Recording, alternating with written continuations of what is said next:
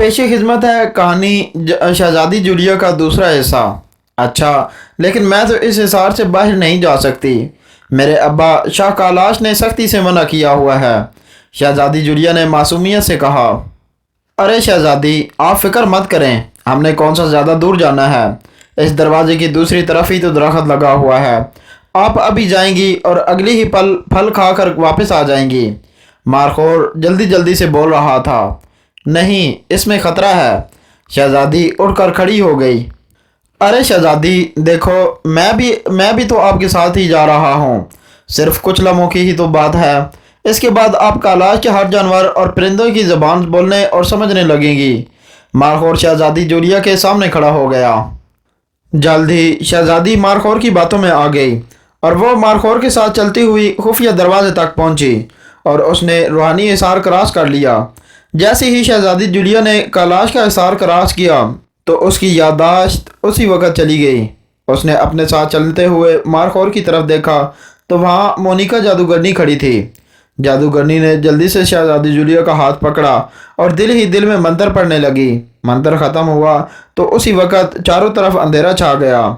کچھ دیر بعد اندھیرا چھٹا تو وہ دونوں واپس میلان شہر کے پراسرار کمرے میں پہنچ گئی تھی۔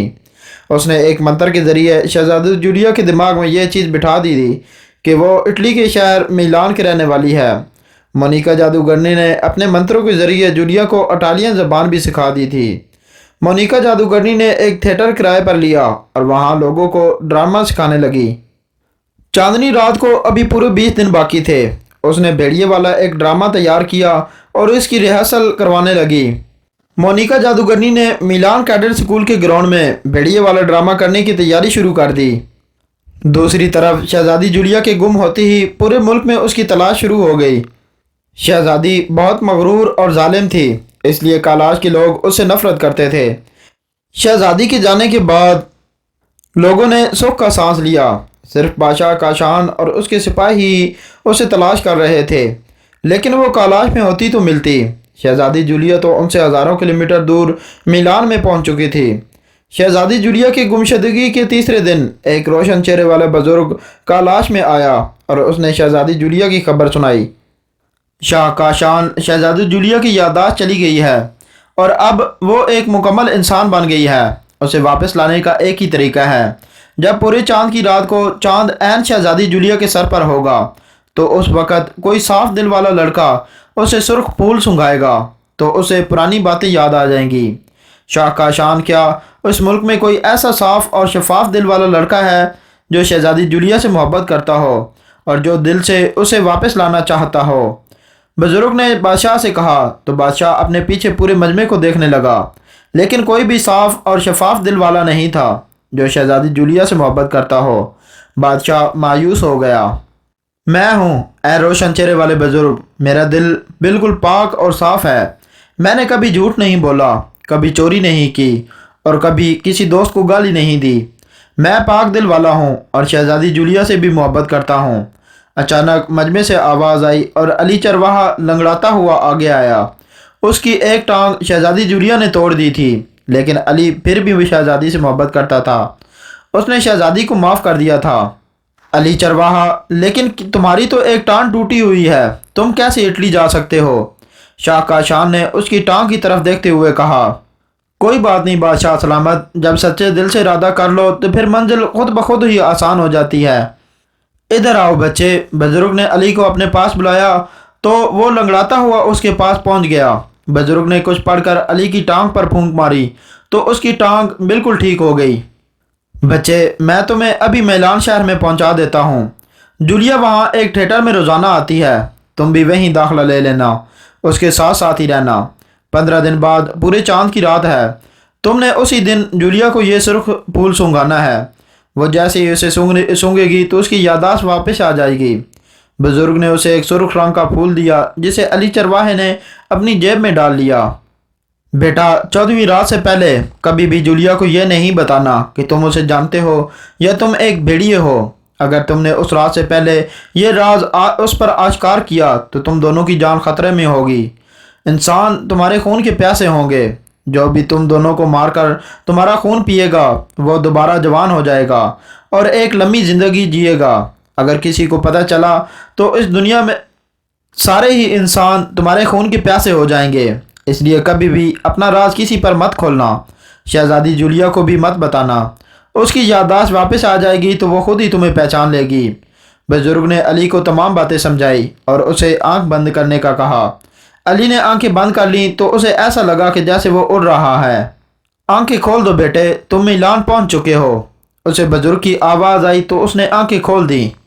علی نے اپنے آپ کو میلان کے سینٹرل اسٹیشن کے باہر موجود پایا۔ کالاش میں اردو زبان بولی جاتی تھی۔ جلد ہی علی کو کچھ پاکستانی لڑکے مل گئے جو اردو میں بات کرتے تھے۔ وہ لڑکے علی کو لے کر ایک کیمپ میں آ گئے۔ یہ مہاجرین کا ایک بہت بڑا کیمپ تھا۔ یہاں کیمپ میں اور بھی مزید پاکستانی لڑکے رہتے تھے۔ علی نے ان کو بھی پاکستان کا ہی بتایا۔ پاکستان میں کالاش نام کے خفیہ ملک کے علاوہ ایک اور شہر بھی تھا۔ اس شہر کا نام بھی کالاش تھا۔ کالاش شہر پاکستان کے شمال میں واقع ہے۔ لڑکے علی کو کالاش شہر کا رہنے والا ہی سمجھنے لگے۔ دوسرے دن علی نے جادوگرنی مونیکا کے تھیٹر میں داخلہ لے لیا۔ تھیٹر رات 8 بجے سے 11 بجے تک ہوتا تھا۔ علی نے جاتے ہی شہزادی جولیا کو پہچان لیا، لیکن شہزادی جولیا چونکہ اپنی یادداشت کھو چکی تھی اس لیے اس نے علی کو نہ پہچانا۔ علی بھی کالاش کی حدود سے باہر آ گیا تھا۔ بزرگ کی وجہ سے اس کی یادداشت ابھی تک قائم تھی اور وہ ہر رات کو 12 بجے بھیڑیا بن جاتا تھا۔ جیسے ہی رات کے 12 بجتے علی کی شکل تبدیل ہو جاتی اور وہ کچھ پل کے لیے بھیڑیا بن جاتا تھا۔ یہ اس کی فطرت تھی جو کبھی بھی نہیں بدل سکتی تھی۔ اسے گوشت کی طلب ہوتی تھی، کچے گوشت کی خوشبو اسے پاگل کر دیتی تھی، لیکن وہ پھر بھی اپنے آپ کو کنٹرول کرتا تھا۔ علی کے کیمپ میں بہت سے لڑکے رہتے تھے۔ علی کا دل خون پینے کو کرتا تھا، لیکن ان کو بچپن سے ہی سکھایا جاتا تھا کہ انسان بظاہر بہت کمزور سی مخلوق ہوتی ہے۔ 10 انسان مل کر بھی ایک بھیڑیے کا مقابلہ نہیں کر سکتے۔ ان کی عمر صرف 60-70 سال کی ہوتی ہے، لیکن یہی انسان دنیا کی سب سے خطرناک ترین مخلوق ہوتی ہے۔ وہ سارے انہی انسانوں کے خوف سے چھپ کر رہ رہے تھے۔ علی انہی انسانوں کے درمیان رہ رہا تھا۔ اسے ان کمزور سے انسانوں سے ڈر لگتا تھا، لیکن وہ پھر بھی انہی کے درمیان اپنی شناخت چھپا کر رہ رہا تھا۔ رات کے 12 بجے وہ کیمپ کے ایک تاریک گوشے میں چلا جاتا تھا اور کچھ پل وہیں گزار کر جب اپنی اصلی حالت میں آ جاتا تو پھر واپس آ جاتا تھا۔ نیا جدید کمپیوٹر والا زمانہ تھا۔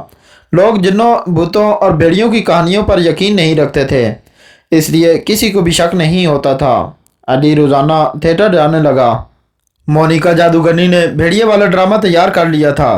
اس نے ہسپانوی زبان میں بولنے کے لیے فیلیکس لیا تھا، جبکہ افریقی زبان کے لیے سیلا کو لیا۔ دونوں لڑکے ایک دوسرے سے بالکل مختلف تھے۔ فلیکس بالکل چھوٹا سا نوجوان تھا، اس کا وزن بمشکل 50 کلو بھی نہیں تھا، جبکہ اس کے مقابلے میں افریقی سیلا ایک دیو ہیکل نوجوان تھا۔ وہ 7 فٹ کے قریب تھا اور اس کا وزن بھی 100 کلو سے اوپر تھا۔ سیلا افریقی جان سینا لگتا تھا۔ ان دونوں کے علاوہ ایک اور نوجوان بھی تھا، فرانسکو، 25 سال کا ایک نوجوان تھا اور وہ انگلش اور اٹالین دونوں زبانیں انتہائی روانی سے بولتا تھا۔ فرانسکو کے لمبے اور سنہرے بال تھے۔ وہ بالکل ہالی ووڈ کے کسی فلمی ہیرو کی طرح لگتا تھا۔ تھیٹر کی ساری لڑکیاں فرانسکو کے آگے پیچھے پھرتی تھیں، لیکن فرانسکو شہزادی جولیا سے دوستی کرنے کی کوشش میں تھا۔ تھیٹر میں اور بھی کافی ساری لڑکیاں تھیں، لیکن میں صرف 2 کا ہی تعارف کرواؤں گا۔ سب سے پہلی لڑکی مارگریٹا تھی، جو کہ اٹالین تھی۔ گورا رنگ، دبلی پتلی سی، بیلی ڈانسر تھی یا پھر بیلی ڈانسر لگتی تھی۔ مارگریٹا کی ایک ایک ادا سے ڈانس جھلکتا تھا۔ دوسری لڑکی کارمن تھی، جو فرانسیسی تھی۔ سنہرے بال، نیلی آنکھیں، گول چہرہ۔ کارمن کے لیے لفظ خوبصورت کہنا کافی نہیں تھا، وہ اس سے کہیں بڑھ کر حسین تھی۔ چلو جلدی سے تیار ہو کر آ جاؤ، ہمیں ریہرسل کرنی ہے۔ مونیکا جادوگرنی نے تالی بجائی اور سب کو اکٹھا ہونے کا کہا۔ وہ سارے اکٹھے ہو گئے تو مونیکا ان کو ریہرسل کروانے لگی۔ اچھا، سب سے پہلے جولیا آگے آئے گی اور بھیڑیے کی کہانی سنائے گی۔ جب وہ چلائے گی کہ بھیڑیا آ گیا، بھیڑیا آ گیا، تو آپ نے اس کی مدد کے لیے بھاگ کر آنا ہے، لیکن وہ جھوٹ ہوگا۔ دوسری بار سیلا آگے آئے گا اور ایسے ہی چلائے گا، آپ نے پھر مدد کے لیے بھاگ کر آگے آنا ہے۔ تیسری بار فیلکس ہوگا، آپ سب نے تینوں بار ہی ان کی مدد کے لیے آنا ہے، لیکن تینوں بار ہی یہ جھوٹ ہوگا۔ चौथी बार आप सब ने मुंह दूसरी तरफ कर लेना है। एक बार फिर जूलिया आगे आएगी और भेड़िया आ गया चिल्लाएगी। इस बार असल में भेड़िया आ जाएगा और जूलिया को उठा कर ले जाएगा। आप सब ने चौथी बार उसकी कोई मदद नहीं करनी है। बस यही टोटल ड्रामा होगा जिसमें यह सबक होगा कि कभी झूठ नहीं बोलना चाहिए। किसी को कोई सवाल करना हो तो बोलो, मोनिका ने सब की तरफ देखते हुए कहा। अफ्रीकन और हिस्पानवी के साथ क्या इंग्लिश ज़बान भी चलेगी? हम 4 ज़बानें बोल लेते हैं, फ्रांसिस्को ने मशवरा दिया। ऐसे तो फिर उर्दू ज़बान भी शामिल कर लो, 1.5 बिलियन लोग उर्दू को समझते हैं, अली ने फ्रांसिस्को की बात काटते हुए कहा। उसको फ्रांसिस्को का जूलिया के करीब जाना अच्छा नहीं लगता था। नहीं, ज़बानें सिर्फ 3 ही रहेंगी। ज़्यादा ज़बानें होने से ड्रामे में दिलचस्पी ख़त्म हो जाएगी। वैसे भी वहाँ सिर्फ इटालियन बच्चे ही होंगे, उन्हें 1.5 बिलियन वाली ज़बान समझ में नहीं आएगी, मोनिका जादूगरनी ने फैसला कुन अंदाज में कहा और वो सारे दोबारा ड्रामे की रिहर्सल करने लगे। अगले 15 दिन तक वो लोग बिल्कुल तैयार हो चुके थे। जूलिया अली और फ्रांसिस्को के दरमियान झूल रही थी। वो दोनों ही अच्छे लड़के थे और दोनों ही जूलिया से मोहब्बत करने के तलबगार थे। जूलिया के लिए फ़ैसला करना मुश्किल हो रहा था। उसे समझ में नहीं आ रही थी कि वो किसके हक़ में फ़ैसला करे, इसलिए उसने यह फ़ैसला वक्त पर छोड़ दिया। पूरे चांद की रात आई तो मोनिका उन सब को लेकर मिलान कैडेट स्कूल आ गई। यहाँ 14वीं रात का चांद 10 बजे बिल्कुल ऐन सर पर आ जाता था। मोनिका जादूगरनी 9:30 बजे स्टेज पर आ गई। ये स्टेज स्कूल के ग्राउंड में बनाया गया था। सामने मिलान कैडेट स्कूल के बच्चे और उनके वालिदैन बैठे हुए थे जो कि ड्रामा देखने आए थे। मोनिका जादूगरनी ने तमाम किरदारों का एक मुख्तसर सा तारुफ करवाया और ड्रामा शुरू हो गया। वो डायरेक्टर की सीट पर जाकर बैठ गई जो स्टेज पर ही एक कोने में रखी हुई थी। सबसे आगे शहजादी जूलिया थी जबकि बाकी सारे लड़के और लड़कियां पीछे ग्रुप की सूरत में खड़े थे। जूलिया इटालियन ज़बान में चिल्लाई, भेड़िया आ गया, भेड़िया आ गया। पीछे खड़े हुए तमाम लड़के उसकी मदद को आए लेकिन वो झूठ बोल रही थी। जूलिया के बाद बारी बारी फ्लैक्स और सैला भी आए, वो भी झूठ था। पीछे खड़े सारे लड़के उसकी मदद को भाग कर आए और फिर मायूस होकर वापस चले गए। अब ड्रामे का क्लाइमैक्स चलने लगा। शहजादी जूलिया एक बार फिर आगे आ गई और तमाम ग्रुप के लड़के और लड़कियां दूसरी तरफ मुंह करके खड़े हो गए। अली भी बाकी ग्रुप के साथ मुंह दूसरी तरफ किए खड़ा था। उसने अपनी जेब से सुर्ख फूल निकाल कर हाथ में पकड़ लिया। पूरा चांद सर के ऊपर आ गया था। अगले कुछ ही सेकंड में चांद शहजादी जूलिया के बिल्कुल सर की सीध में आ जाता और उसी वक्त अली ने उसे फूल सिंगाना था। जूलिया सामने आकर खड़ी हो गई। मोनिका जादूगरनी भी तैयार थी। वो भी अपनी कुर्सी से उठकर खड़ी हो गई। जैसे ही शहजादी जूलिया अपनी शक्ल तब्दील करके भेड़िया बनती तो फौरन उसे पकड़कर ऊपर आसमान की तरफ ले जाती। फ्रांसिस्को ने भी पीछे की तरफ आहिस्ता आहिस्ता खिसकना शुरू कर दिया।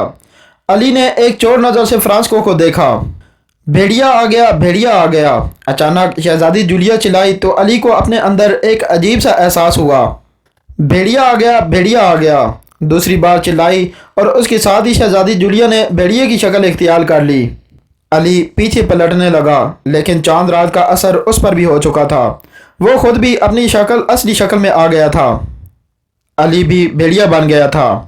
उसके हाथ से सुर्ख फूल नीचे गिर गया जिसे फ्रांसिस्को ने जल्दी से उठाया और शहजादी की तरफ जाने लगा। अली को खतरे का एहसास हुआ तो उसने छलांग लगाई और फ्रांसिस्को की टांग पर अपने दांत गाड़ दिए। फ्रांसिस्को ज़मीन पर गिरा। अली जो उस वक्त भेड़िया बना हुआ था वो उसे भंबोड़ने लगा। इंसानी खून की खुशबू ने उसे वहशी बना दिया था। दूसरी तरफ शहजादी जूलिया भी भेड़िया बन गई थी। उसे भी इंसानी खून की खुशबू आई तो वो भी खून पीने के लिए फ्रांसिस्को की तरफ लपकी लेकिन वो फ्रांसिस्को तक ना पहुंच सकी। इससे पहले ही मोनिका जादूगरनी ने उसे पकड़ लिया और उसे लेकर आसमान की तरफ उड़ने लगी। अली फ्रांसिस्को को ताज़ा खून पीकर मुकम्मल वहशी भेड़िया बन गया था। उसने फ्रांसिस्को की टांग छोड़ी और गले की तरफ बढ़ा। वो उसके गले का खून पीना चाहता था। फ्रांसिस्को ज़मीन पर तड़प रहा था। भेड़िए ने उसकी पूरी पिंडली ही चबा डाली थी और अब वो उसके गले की तरफ बढ़ रहा था। भेड़िया जैसे ही उसके नज़दीक आया फ्रांसिस्को ने जल्दी से हाथ में पकड़ा हुआ सुर्ख फूल उसके आगे कर दिया। फूल की खुशबू जैसे ही भेड़िए की नाक से टकराई तो उसे एक झटका सा लगा और वो दूर हट गया। फ्रांसिस्को ने हिम्मत की और दोबारा उसके आगे सुर्ख फूल कर दिया। भेड़िए ने उसे सूंघा और वो इंसानी शक्ल में आ गया। علی کا وحشی پن ختم ہوا تو اسے شہزادی جولیا کی فکر ہوئی۔ اس نے سر اٹھا کر اوپر دیکھا، وہاں مونیکا جادوگرنی اسے تیزی سے اوپر آسمان کی طرف لے جا رہی تھی۔ علی، تم نے سارا کام خراب کر دیا ہے۔ میں بھی شہزادی جولیا کو بچانے کے لیے آیا تھا، لیکن تمہارے حملے کی وجہ سے میری ساری ٹانگ زخمی ہو گئی ہے۔ اگر تم مجھ پر حملہ نہ کرتے تو میں شہزادی جولیا کو بچا لیتا، فرانسکو نے تکلیف سے کراہتے ہوئے کہا۔ اس کی ٹانگ علی نے پوری چبا ڈالی تھی۔ وہ بے بسی سے اوپر آسمان کی طرف جاتی ہوئی شہزادی جولیا کو دیکھ رہا تھا۔ مونیکا جادوگرنی اسے ہوائی قلعے میں لے جاتی، وہاں اسے قتل کر کے اس کا خون پی لیتی اور پھر ہمیشہ ہمیشہ کے لیے امر ہو جاتی۔ شہزادی جولیا کو بچانے کے لیے تو میں آیا تھا، مجھے لگا تم دشمن ہو اور شہزادی جولیا کو نقصان پہنچانا چاہتے ہو، اس لیے میں نے تم پر حملہ کیا تھا۔ میں کسی کو بھی شہزادی جولیا کے نزدیک نہیں آنے دینا چاہتا تھا، علی نے جلدی سے کہا۔ وہ اوپر آسمان کی طرف ہی دیکھ رہا تھا۔ مونیکا جادوگرنی اسے لے کر آسمان کے اوپر ہی اوپر ہوتی جا رہی تھی۔ ہم دونوں ہی شہزادی جولیا کو بچانے کے لیے آئے تھے، لیکن بدقسمتی سے اسے نہ بچا سکے۔ ہم اب کبھی بھی شہزادی تک نہیں پہنچ سکتے ہیں، علی نے مایوسی سے کہا۔ بچوں، مایوسی گناہ ہے، جو مایوس ہو جاتا ہے اس کی زندگی ختم ہو جاتی ہے، سیلا نے دونوں کی طرف دیکھتے ہوئے کہا۔ وہ زیر لب ہلکا سا مسکرا رہا تھا۔ ہم اب کیا کر سکتے ہیں؟ مونیکا جادوگرنی اسے اوپر آسمان کی طرف لے کر اڑ رہی ہے۔ ہم اوپر آسمان میں نہیں جا سکتے۔ علی بے بسی سے سیلا کی طرف دیکھنے لگا۔ اچھا، تم تو اوپر نہیں جا سکتے تو کیا ہوا؟ میں تو اوپر جا سکتا ہوں نا، اور تمہیں بھی لے کر جا سکتا ہوں، سیلا نے مسکراتے ہوئے کہا، اور اس کے ساتھ ہی اس نے ایک کلا بازی کھائی اور دوسرے ہی لمحے وہ ایک بہت بڑے باز بن گیا۔ چلو جلدی کرو اور دونوں میرے اوپر بیٹھ جاؤ، میں تمہیں اوپر ہوائی قلعے میں لے جاتا ہوں، باز نے انسانی آواز میں کہا تو علی اور فرانسکو دونوں جلدی سے اس کے اوپر بیٹھ گئے۔ باز انہیں لے کر اوپر آسمان کی طرف اڑا اور ہوائی قلعے میں لے گیا۔ وہاں مونیکا جادوگرنی جو شہزادی جولیا کو بونے شیطان کے پتلے کے سامنے لٹایا ہوا تھا اور ایک خنجر لے کر کچھ پڑھ رہی تھی، وہ شہزادی جولیا کو شیطان بونے کے قدموں میں قربان کرنے والی تھی۔ مونیکا جادوگرنی، رک جاؤ، تم کبھی بھی اپنے شیطانی مقصد میں کامیاب نہیں ہو سکتی، علی نے چیختے ہوئے کہا۔ باز اب واپس سیلا کے روپ میں آ گیا تھا۔ سیلا دراصل روحانی بزرگ نور شاہ ہی تھا جنہوں نے علی کو میلان بھیجا تھا، اور وہ خود بھی شہزادی جولیا کی مدد کے لیے آ گئے تھے۔ برائی کی طاقتوں کے خلاف ہمیشہ روحانی طاقتیں مقابلہ کرتی ہیں۔ بزرگ نور شاہ نے آنکھیں بند کر کے ایک عمل پڑھا تو ان کے ہاتھ میں ایک تلوار آ گئی۔ اس نے تلوار علی کو دی اور مونیکا جادوگرنی سے لڑنے کا کہا۔ علی نے تلوار کو ہوا میں لہرایا اور مونیکا جادوگرنی کی طرف بڑھا۔ جادوگرنی مونیکا کے ہاتھ میں بھی ایک تلوار نمودار ہوئی اور وہ بھی مقابلے پر آ گئی۔ وہ دونوں ایک دوسرے سے لڑنے لگے۔ دونوں ہی تلوار بازی میں ماہر تھے اور دونوں ہی بڑھ چڑھ کر ایک دوسرے پر حملہ کر رہے تھے۔ مونیکا جادوگرنی جادو کرنا چاہتی تھی، لیکن روحانی بزرگ نور شاہ اس کے کسی بھی جادو کو پورا نہیں ہونے دے رہے تھے۔ کافی دیر تک دونوں ایک دوسرے سے لڑتے رہے۔ آخر علی کو ایک موقع مل ہی گیا۔ جادوگرنی نے تلوار گھمائی تو علی نیچے کی طرف جھکا۔ تلوار کا وار اس کے سر کے اوپر سے چلا گیا۔ جادوگرنی کو ایک جھٹکا لگا اور وہ آگے کی طرف بڑھی۔ علی اوپر اٹھا اور اس نے ایک بھرپور وار جادوگرنی کی گردن پر کیا۔ تلوار کے لگتے ہی جادوگرنی کا سر تن سے جدا ہو گیا۔ جادوگرنی کے مرتے ہی وہاں گہرا اندھیرا چھا گیا اور چاروں طرف آندیاں چلنے لگیں۔ اپنی آنکھیں بند کر لو، سیلا کی آواز آئی تو سب نے اپنی آنکھیں بند کر لیں۔ آندیاں کچھ دیر تک چلتی رہیں اور پھر ہر طرف خاموشی چھا گئی۔ اچانک چاروں طرف سے تالیوں کی آواز آنے لگی۔ اپنی آنکھیں کھول دو، سیلا کی آواز دوبارہ آئی تو انہوں نے آنکھیں کھول دی۔ وہ سب اسکول کے گراؤنڈ میں اسٹیج پر کھڑے تھے۔ سامنے بیٹھے ہوئے چھوٹے بچے اور ان کے والدین تالیاں بجا رہے تھے۔ فرانسکو کا پیر بھی بزرگ نے ٹھیک کر دیا تھا اور شہزادی جولیا بھی ٹھیک ہو گئی تھی۔ اسے سب یاد آ گیا تھا۔ علی، مجھے معاف کر دو، میری وجہ سے تمہاری ٹانگ ٹوٹ گئی تھی۔ شہزادی جولیا نے آگے بڑھ کر علی سے معافی مانگی۔ کوئی بات نہیں شہزادی صاحبہ، آپ ہماری شہزادی ہو اور شہزادیاں کبھی بھی اپنی رعایا سے معافی نہیں مانگتی۔ علی جلدی سے آگے بڑھا اور شہزادی جولیا کے سامنے دو زانوں ہو کر بیٹھ گیا۔ اس نے اپنے سر کو شہزادی کے سامنے جھکا لیا تھا۔ نہیں علی، تم رعایا نہیں ہو، تم شہزادے ہو۔ میں تمہیں اپنا شوہر تسلیم کرتی ہوں۔ آج سے تم میرے دل کے شہزادے ہو۔ شہزادی جولیا نے علی کے کندھے پر ہاتھ رکھتے ہوئے کہا۔ فرانسکو نے برا سا منہ بنایا جبکہ سیلا مسکرانے لگا۔ جادوگرنی مونیکا اپنے انجام کو پہنچ چکی تھی۔ شہزادی جولیا اور علی کچھ دن میلان میں رہے اور اس کے بعد سیلا نے، جو کہ اصل میں بزرگ نور شاہ تھے، انہیں کالاش واپس بھیج دیا۔ وہاں دونوں نے شادی کر لی۔ بادشاہ کاشان نے تخت و تاج علی کے سپرد کر دیا اور وہ سب ہنسی خوشی رہنے لگے۔ دوستوں، اگر آپ کو یہ کہانی اچھی لگی ہے تو اس کو شیئر کر کے اپنا حق بھی ادا کریں۔ اپنے دوستوں اور پیاروں کو ضرور مینشن کریں، اور اگر آپ کا دل کرے تو کمنٹس باکس میں مجھ سے بھی رابطہ ضرور کریں۔ شکریہ۔